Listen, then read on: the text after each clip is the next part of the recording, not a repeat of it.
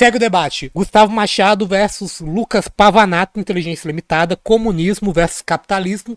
Então, bora. Vamos ver o que eles vão falar aqui nesse bloco de perguntas do chat. Piado, que eu sempre sonhei em vir no Inteligência Limitada e quando eu venho não é o Vilela, é outra pessoa. É um cara que parece... 60 likes, exatamente, 60 likes. Vilela, manda aí. Primeira pergunta, agora a ordem, a gente começou pelo Pavanato nas perguntas, agora as perguntas pro Gustavo, vamos lá. Ó, vamos lá. O Pedro Amaral mandou: Cuba e Venezuela adotaram políticas socialistas e com o tempo enfrentaram crises e Socialista, Venezuela socialista, tá certo. repressão política. Se o socialismo funciona, por que as pessoas arriscam a própria vida para fugir desses países? 5 minutos para pergunta, para resposta e 3 minutos se quiser fazer uma réplica, Pavanato. Não, perfeito. A Venezuela não só nunca teve socialismo algum, como até no discurso do Chaves, poucas pessoas sabem que ele só começou a usar esse termo de maneira instrumental para a propaganda dele a partir de 2006. E por quê? Ele já estava 8 anos no governo. Por que você acha que teve essa mudança? Porque ele tinha uma postura nacionalista e ele entrou realmente em conflito com o governo dos Estados Unidos em algumas questões, embora continuasse vendendo para os Estados Unidos e tudo normalmente. Se você pegar qualquer discurso do Chaves e campanha do Chaves antes de 2006, essa palavra não existe. A palavra socialismo na Venezuela não existe. E a Venezuela entrou em bancarrota por uma política tipicamente capitalista, ligada agora à dominação, inclusive com relação à China. Eles fizeram empréstimos gigantescos com a China, pagos em petrodólares, ou seja, pago em petróleo. Né? E o que aconteceu? Depois ali, 2013, 2014, o preço do petróleo despencou no mercado internacional. Ele estava caminhando para os $200, caiu para muito abaixo de $100. Então os caras já tinham pego o empréstimo, que iam pagar, digamos, não sei lá quantos milhões de barris de petróleo. Agora, com o petróleo caiu o preço, você ia pagar um empréstimo, você precisava de dar 3 vezes mais barril de petróleo para pagar a mesma coisa. Isso descapitalizou completamente a PDVSA, que era a empresa venezuelana, que teve que direcionar tudo para a China, a ponto de ela simplesmente perder a sua capacidade produtiva. E na Venezuela... Eu não tô entendendo. Tem 2 caporezos no chat? Ah, não. Tem um caporezo borrado e tem um calejão bolado no chat. Ah, saquei. Saquei, agora eu entendi. Venezuela, e é uma boa questão aí pro Lucas, que acha que o Brasil vai desenvolver só com a agricultura, um dos grandes problemas da Venezuela é que a Venezuela é um país monoindustrial, desde sempre. Né? A Venezuela não produz praticamente mais nada, até a agricultura da Venezuela e pecuária, desde sempre, é fraquíssima, reduzidíssima. Um país monoindustrial que vê dilapidada por uma política de capital financeiro, tipicamente capitalista, numa relação entre Venezuela e Cuba. Ora, quando essa única indústria ela se desmorona, o país entra em colapso. E o país entrou realmente em colapso. Né? Então, nunca houve construção de socialismo algum na Venezuela, e as relações tipicamente capitalistas ligadas ao mercado financeiro e das suas relações com a China foi quem levou a Venezuela aí para um colapso do qual até hoje ela não se reergueu. E Cuba? Era Cuba também a pergunta. Sim, Cuba é um caso bem mais complexo. Também é uma revolução que surge com um perfil puramente nacionalista. Se você pegar a bibliografia sobre isso, são vastas, né? 1959, a primeira coisa que Cuba faz depois da Revolução é tentar negociar com os Estados Unidos. Che Guevara viaja para dentro dos Estados Unidos para tentar negociar. Só que o governo anterior, que era a ditadura dos amigos dos Estados Unidos, né? E a democracia liberal, ela é assim. Os amigos podem ser ditadores e não tem problema, como a Arábia Saudita em relação aos Estados Unidos hoje, né? E Cuba, o governo anterior, o governo de Fulgêncio Batista, anterior a Fidel Castro, era o ditador amigo dos Estados Unidos. Então estava tudo de boa. Fidel Castro, ele era um nacionalista venezuelano, inclusive tinha intenções de implantar algum tipo de democracia na época, derrubou Fulgêncio Batista, não conseguiu entrar em acordo com os Estados Unidos. Eu já comentei sobre esse negócio de não reivindicar nenhuma experiência do socialismo real, né? Já comentei, mas não, simplesmente não. E se alinhou à União Soviética. Então, a União Soviética, na época, aparecia como uma opção para países que entravam em conflito com os Estados Unidos. E é aí que ele aprofunda a revolução, até porque ele precisava de resolver problemas sociais profundos que Cuba tinha acumulado há muito tempo. Há ali algum grau de coletivização das coisas no interior de Cuba, há avanços no interior da Revolução Cubana, que eu reivindico, há pontos positivos no interior da Revolução Cubana, mas uma revolução que se negou a expandir. Aliás, até aproveito para fazer um parênteses aqui em relação ao que o Pavanato falou, tá? Internacionalismo no marxismo é simplesmente você defender que aquele processo ocorra em outros países feito pelo seu próprio povo. Pelo amor. Né?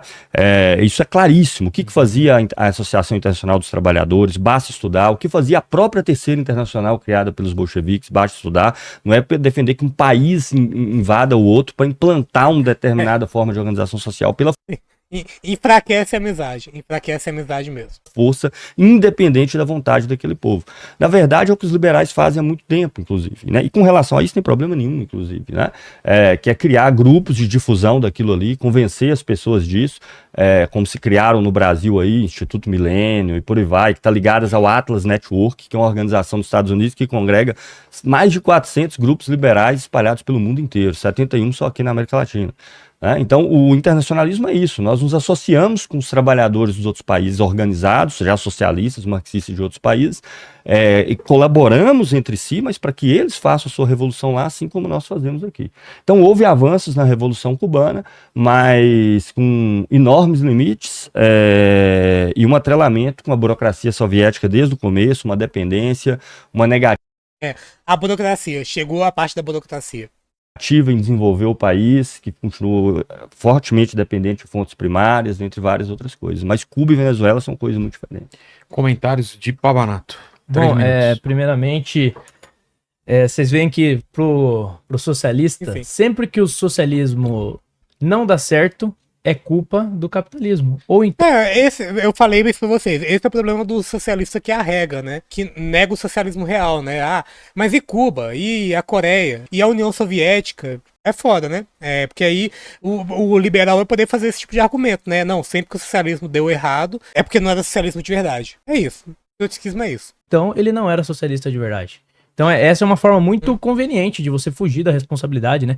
Não confiem em mim, tá? Pesquisem sobre a Revolução Cubana e vocês vão ver que tinha sim um fundamento ideológico na Revolução. Quando ele fala sobre internacionalização, ele fala, não é impondo violentamente. Eles financiaram, sim, revoluções violentas e sangrentas ao redor do mundo. Olha para o que aconteceu com o Pol Pot, por exemplo. Genocídio em massa, tudo isso financiado por regimes de esquerda. Você teve também... Deixa eu terminar, agora você escuta. Não, vocês estão falando que tem críticas a fazer ao regime cubano? Tem, com certeza, né? A gente não tá falando de não criticar a parada, né? Rebolou pros crias. O que ele citou aqui, ao regime de Pol Pot, tem, 1 bilhão de críticas a fazer ao regime de Pol Pot. Dizer que Pol Pot nunca fez nada de errado também não é uma postura séria. Não é. Você teve também, quando ele fala de Chávez, pra vocês verem como é que é o nível da mentira. O regime venezuelano, ele ficou conhecido como socialismo, não foi? Ficou o socialismo bolivariano. Por quê? Porque o bolivarianismo, ele pode não ser totalmente marxista, mas ele tem um matiz socialista. Então dizer que Chávez não era socialista é apenas uma forma de fugir, porque Chávez dava um nome diferente. Só que os símbolos e a forma de fazer governo é muito semelhante à de outras revoluções socialistas ao redor do mundo. Então é muito conveniente. Ele não consegue apresentar um exemplo de socialismo que deu certo, porque nunca deu. E todas as vezes que deu errado, ele fala que não é socialismo. Aí fica fácil. Não tem como ter. Mas eu entendo também, né? É a religião sua, é aquilo que conforta o seu coração, é o seu propósito de vida. Então, se você abandonar essa sua religião e admitir os erros dela, você vai ter que abandonar o próprio propósito da sua existência. Então, isso é realmente muito complicado e é por isso que você defende esse absurdo.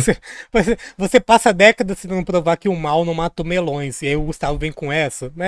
Gente, não dá pra ser socialista, né? Ser materialista e não defender a experiência socialista do mundo real, né? Que acontece na materialidade.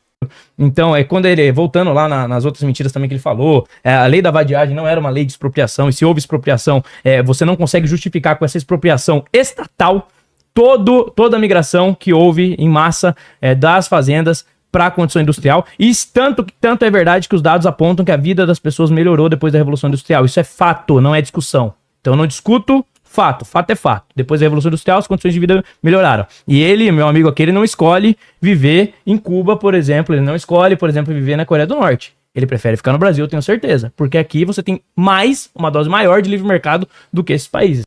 Ele lançou o socialista, então vai pra Cuba, vai pra Coreia. O nosso amigo aqui, ele não vai pra nenhum regime que tenta o socialismo. Por quê? Porque o socialismo não funciona. Não funciona na cabeça dele. Aí é muito fácil. Depois a gente pode falar de China também, que é um caso... caso de um país que inclusive se abriu, fez concessões ao capitalismo e por isso crescimento. Então assim, é muito interessante ver. E outra mentira dele aqui pra deixar claro, eu não disse que o Brasil tem que ter só indústria. Eu disse que eu não tenho que defender... Agricultura. Tem que ter só agricultura.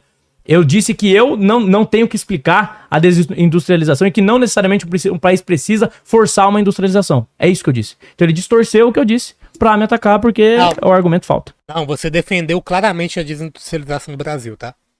Não vem tentar correr, não. Uma pergunta para o Pavanato com comentários do Gustavo. Vamos lá. Ó, vamos lá. A Júlia Rocha. O socialismo mata ou governos autoritários matam? O capitalismo também foi responsável por milhões de mortes, seja por guerras imperialistas, exploração extrema ou crises econômicas que levaram populações inteiras à miséria. Aí é simplesmente a dicotomia que a gente já comentou aqui em várias lives anteriores entre autoritarismo e liberdade, sei lá, esse tipo de coisa. Não. Simplesmente não tem essa parada. Autoritarismo é só um conceito coringa que você coloca a pecha de autoritário em tudo que você não gosta. É simplesmente assim. O socialismo é culpado por todas as mortes em regimes comunistas porque o mesmo raciocínio não se aplica ao capitalismo. Vamos lá, 5 minutos para a resposta. É porque não é capitalista de verdade? Será que é isso que ele vai responder? Né? Igual o socialista que arrega, diz que não é socialismo de verdade? Bom, primeiramente, o capitalismo, em momento algum, para existir, ele precisou financiar qualquer tipo de revolução. O que você tem é o colonialismo, que vem antes do capitalismo, e que ele foi mantido pelos países. A sede de acúmulo de poder, de acúmulo de riqueza, não surge com o capitalismo. Ela existia antes. A diferença é que antes era por meio da violência, que os grandes reis acumulavam capital. Então, o faraó acumulava capital por meio da violência. Então, essa é a diferença. Agora, o capitalismo, ele permite que você tenha mais ascensão social, permite que... Ou seja, não é capitalismo de verdade, né? É isso que você tá querendo dizer, né? Quando dá errado, porque não é capitalismo. Pessoas possam participar e que o bilionário, ele disse que o bilionário é um cara que não trabalha, uma falácia absurda. O bilionário, se ele não trabalhar, se ele não acompanhar a própria empresa, se ele não estiver entendendo o funcionamento completo do seu negócio e deixar na mão de outras pessoas e o negócio der errado, quem perde dinheiro é ele. Então o incentivo é para ele cuidar do próprio negócio, entender o próprio negócio. Então, quem faz mais pela sociedade? O bilionário, que tá ali gerindo um negócio, que gera emprego, que gera riqueza? Ou você que treina sindicalista para não trabalhar? Eu acho que eu fico com o bilionário. Eu prefiro o bilionário. Então, culpar o capitalismo por algo que não é do capitalismo é um pouco complicado. E os dados são contra. Não é do capitalismo, né? Ou seja, não é capitalismo de verdade. Esse negócio da crise econômica. Você teve uma crise econômica pontual ou outra devido a intervenções estabanadas do Estado? Aconteceram sim. Agora, no saldo geral, o capitalismo gerou mais riqueza ou mais pobreza? Mais riqueza. Mais riqueza. Os dados estão aí. O mundo hoje é muito melhor do que antes da Revolução Industrial. O capitalismo é perfeito? Não, já disse aqui, o capitalismo ele pode, sim, dar vazão para diversos impulsos humanos que são impulsos negativos. Então, isso a gente tem que rever e é por isso que eu sou um cristão. Agora, dizer que economicamente a vida não melhorou depois do capitalismo é simplesmente apostar em uma mentira. E quem tá trazendo aqui uma... Vocês estão até comentando, não é questão de defender ou não defender, né, eu tenho utilizado a palavra reivindicar e tal, mas não é questão só de reivindicar, de querer dizer que, foi tudo bonito e tal. Mas, por exemplo, o pior exemplo que ele deu, né, que é o exemplo que a gente pode mais criticar, sobre o Pol Pot, não é que eu tendo a defender o regime de Pol Pot com unhas e dentes, né, como se nada tivesse acontecido de errado. Teve muita coisa errada, sim, teve com certeza. Mas a gente consegue visualizar nesses processos históricos algumas coisas que deram certo e algumas coisas que deram errado. Até mesmo no governo de Pol Pot, né? Teve rejeição da dominação estrangeira, redistribuição de terra e reforma agrária também, né? Tem uma reorganização da agricultura em cooperativas coletivas, né? Teve encorajamento à identidade nacional também, né? Aí, né, a gente tem que questionar se esse encorajamento da identidade nacional era positivo ou negativo, né? Com reforçamento de símbolos e linguagens nacionais para fortalecer essa autonomia, nessa identidade nacional, né? Para expulsar também esse domínio colonial francês também, o que aconteceu no regime de Pol Pot. Assim, no Camboja, o Pol Pot, ele é conhecido pelas atrocidades. Ele é conhecido por atrocidades, né? Execução em massa, trabalho forçado, fome generalizada. Não é questão de defender ou não defender. É questão de a gente identificar quais que são as particularidades daquele sistema. Digamos assim, deram certo e o que deram errado. Não é questão de defender ou não defender. Mas, bem, segue o bonde, né? Mas o Gustavo patina aqui. Eu acho que ele patina aqui, viu? A proposta de mundo novo, de mundo inovador, é o meu colega aqui. Só que ele não consegue citar um exemplo de socialismo que deu certo e ele não consegue explicar como isso vai funcionar sem banho de sangue. Comentários? Bate bola, rapidinho. Primeiro, totalmente equivocado, Lucas. O bolivarianismo está ligado a um processo de dependência da América Latina, sem nenhuma conotação com o socialismo, tanto que Bolívar, na Venezuela, que ele é venezuelano, por isso ele é tão reivindicado lá, ele era símbolo das direitas venezuelanas, inclusive das ditaduras de direitas venezuelanas, na passagem do Foi um processo militarista até. do século XIX para o século XX, exaustivamente. Qualquer um pode pesquisar aí, eu faço o convite, gente.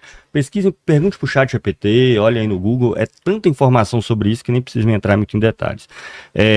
A lei da vadiagem foi criada pelo Estado para socorrer a iniciativa privada que queria utilizar aquela massa de pessoas para trabalhar nos seus empreendimentos da indústria tecelã, que está na base aí da Revolução Industrial. Então, sim, Estado e setor privado sempre tiveram de mãos dadas. É só realmente no E o comunismo YouTube que também. existe essa utopia de um mercado sem Estado. Na verdade, o mercado ele se universaliza com a ação de ferro e com a mão de ferro do Estado, e o mercado se desenvolve com a mão de ferro do Estado, né? Então, dois lados da mesma moeda. Mercado e Estado é a mesma coisa. Segundo, não, de modo alguma, não tem acumulação de capital no Egito, você pode procurar à vontade, inclusive já dediquei bastante esse tema por razões que não vem ao caso. Egito, Mesopotâmia, todas as sociedades não há acumulação de capital, não na forma de capital, dinheiro não, você tinha acesso a ouro, não tinha Nossa, riqueza. você tinha acesso a Nossa, capitalismo no Egito Antigo. Puta que pariu. Se antes ele defendia que o capitalismo surgiu a partir da Revolução Industrial, agora ele tá defendendo dando que existe desde o Egito Antigo. bens de uso, tudo era feito bacana. com vistas à utilização. Então você adquirir riqueza para adquirir riqueza, ou seja, aplicar dinheiro para obter mais dinheiro no final, isso não fazia sentido na cabeça dessas pessoas. Você A forma mercadoria simplesmente não existe, né? Como forma generalizada. Não. Grande faraó capitalista desde a Revolução Industrial. Certamente. começa a ter processos assim na história, na Grécia, por exemplo, mas era tão minoritário, por exemplo, nas minas de prata, de Láurio, que tinha uma importância no desenvolvimento de Atenas, clássica e tal, que você tinha ali, a prata era empregada para se obter mais prata, isso era considerado tão absurdo que isso foi amplamente criticado como uma ideia irracional e absurda por autores como Aristóteles, como Platão, como o dramaturgo Sófocles e etc. A ideia de acumular capital, ela só se tornou dominante num momento muito recente da nossa história, nos últimos séculos. Até então ela não fazia sentido nenhum. E existiam pessoas ricas, com certeza, mas a rica ali era bens de uso. O que era uma aristocracia do período medieval? Ela tinha uma orquestra para ela tinha 30, 40 criados para ela, eram classes dominantes que também extorquiam trabalho excedente, mas não sobre a forma capital. A forma capitalista é completamente diferente. Sabe como é que os liberais fazem para universalizar o liberalismo para o mundo inteiro? E nesse sentido poder dizer que são conservadores e liberais, essa coisa completamente esquisita, tirando o conteúdo específico do capitalismo. O que caracteriza o capitalismo é você emprega o dinheiro, o capital, para obter mais dinheiro e mais capital. Essa figura antes dos últimos 4, 5 séculos nunca fez sentido. E por último, rapidamente, é claro que numa sociedade onde quem tem a propriedade de todos os meios necessários para Fecha a janela que vai entrar um liberal para debater sobre o comunismo. produzir, ou seja, de toda a riqueza assim considerada, quem vai perder dinheiro se isso der errado vai ser eles. Assim como na sociedade escravocrata, se vai ser os senhores de escravos que vão perder em qualquer coisa que envolva a produção da sociedade escravocrata. Isso é meio que evidente, isso é óbvio, isso é uma tautologia, para usar uma figura aqui da lógica. Por isso que a gente quer mudar uma sociedade. Então, o capitalista que empregou o capital, então ele que vai perder. Claro, se ele é o dono de tudo, é isso que define a sociedade. Nós somos produtos só de bens de uso, enquanto o capitalista é produto dos bens que permitem produzir. É óbvio que ele vai perder porque ele já é o proprietário. Então isso é uma evidência, é uma obviedade, é uma tautologia, para usar um termo da lógica. Tá certo. Perguntas para Gustavo. É isso. Gente, eu vou encerrar esse bloco então aqui do debate, pro corte, pro pessoal do corte. Então deixa o seu like, se inscreva no canal e deixe seu comentário aí também. Sim, ele tá com um fetinho no bolso. Vamos ver. Eu quero saber que oportunidade que ele vai tirar nesse debate, que não tem nada a ver com essa questão, né? Pra trazer o fetinho do bolso, né? Mas vamos lá.